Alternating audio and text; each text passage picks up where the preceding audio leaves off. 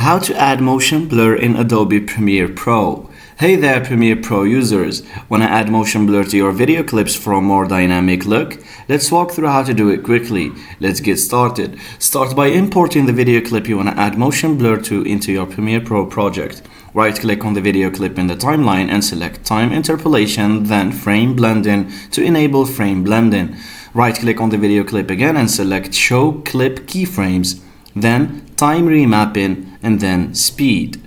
Move to the playhead to the point where you want the motion blur to start. Then add a keyframe by clicking on the stopwatch icon next to Speed in the Effects Controls panel.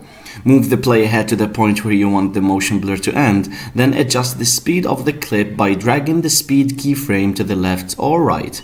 With the speed keyframes in place, Adobe Premiere Pro will automatically apply motion blur to the moving parts of the clip. You can adjust the amount of motion blur by tweaking the speed keyframes further.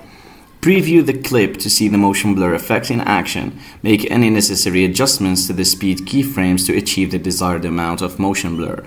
Once you're satisfied with the motion blur effect, render the clip by pressing enter or clicking on the export button, then export your video as usual. And there you have it. You've successfully added motion blur to your video clip in Premiere Pro, giving it a more dynamic and professional look.